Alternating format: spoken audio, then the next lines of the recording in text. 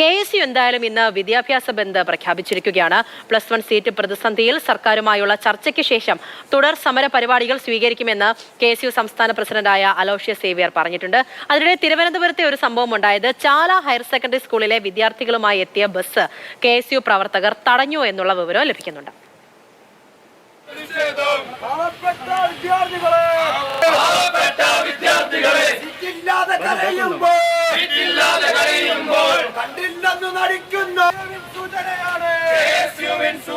വിദ്യാഭ്യാസ മന്ത്രിക്ക് ആരാണ് കണക്കുകൾ നൽകുന്നത്?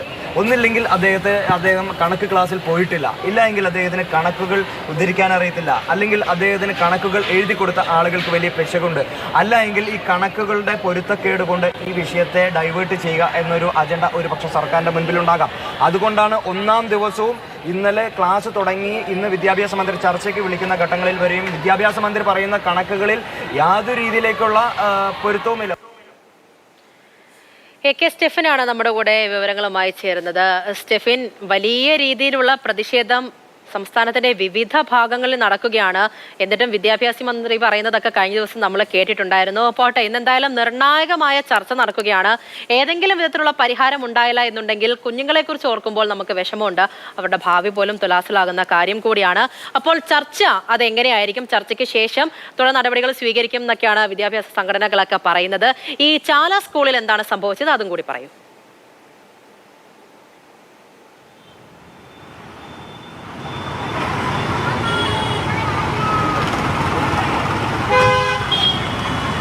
പൂജ, ഇന്ന് ഉച്ചയ്ക്ക് ശേഷം നടക്കുന്ന വിദ്യാഭ്യാസ മന്ത്രിയുമായുള്ള ചർച്ചയ്ക്ക് ശേഷം തുടർ സമരപരിപാടികൾ തീരുമാനിക്കാനാണ് KSUവിൻ്റെ തീരുമാനം. പ്രത്യേകിച്ചും ഇന്നലെ വലിയ തോതിലുള്ളൊരു പ്രക്ഷോഭം പല സ്ഥലങ്ങളിലും സമരം KSUവിൻ്റെ ഭാഗമായിട്ട് നടന്നിരുന്നു, SFIയുടെയും ഭാഗമായിട്ട് നടന്നിരുന്നു, മലപ്പുറത്ത് ഉൾപ്പെടെ. അങ്ങനെ വലിയൊരു പ്രതിഷേധത്തിലാണ് ഈ +1 സീറ്റ് വിഷയം എത്തുന്നത്. സാധാരണഗതിയിൽ എല്ലാ വർഷങ്ങളിലും ഇതുപോലെ സീറ്റ് ലഭിക്കാതെ ഉള്ള പ്രശ്നങ്ങൾ ഉണ്ടാകാറുണ്ട്. അതിനൊരു ശാശ്വതമായ പരിഹാരം ഉണ്ടാകണം. അതിന് പരിഹാരം ഉണ്ടാകണമെങ്കിൽ അധികമായി ബാച്ച് ഉണ്ടാക്കണമെന്നുള്ളതാണ് KSU ആവശ്യപ്പെടുന്നത്. ഇന്ന് നടക്കുന്ന ചർച്ചയിൽ ഇതടക്കമുള്ള കാര്യങ്ങൾ KSU ആവശ്യപ്പെടും.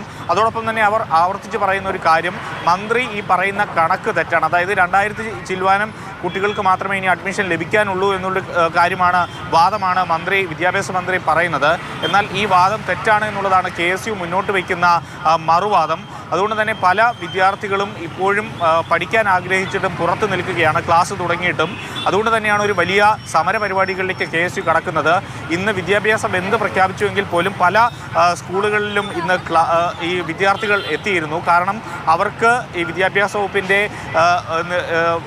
യാതൊരു അറിയിപ്പും തന്നെ ലഭിച്ചിരുന്നില്ല. അതുകൊണ്ട് തന്നെ വിദ്യാർത്ഥികളും അധ്യാപകരുമൊക്കെ എത്തിയിരുന്നു. അങ്ങനെ വിദ്യാർത്ഥികൾ എത്തിയ ചാല സ്കൂളാണ്, തിരുവനന്തപുരത്തെ ചാല സ്കൂളാണ് KSU പ്രവർത്തകർ അടപ്പിച്ചത്. ഇപ്പോൾ പ്രിൻസിപ്പളുമൊക്കെയായി സംസാരിച്ച ശേഷം, അറ്റൻഡൻസ് എടുത്ത ശേഷം കുട്ടികളെ മടക്കി അയക്കാമെന്ന് സ്കൂൾ അധികൃതർ പറഞ്ഞു. അതിനുശേഷമാണ് അവർ ഇവിടെ നിന്നും പോയത്.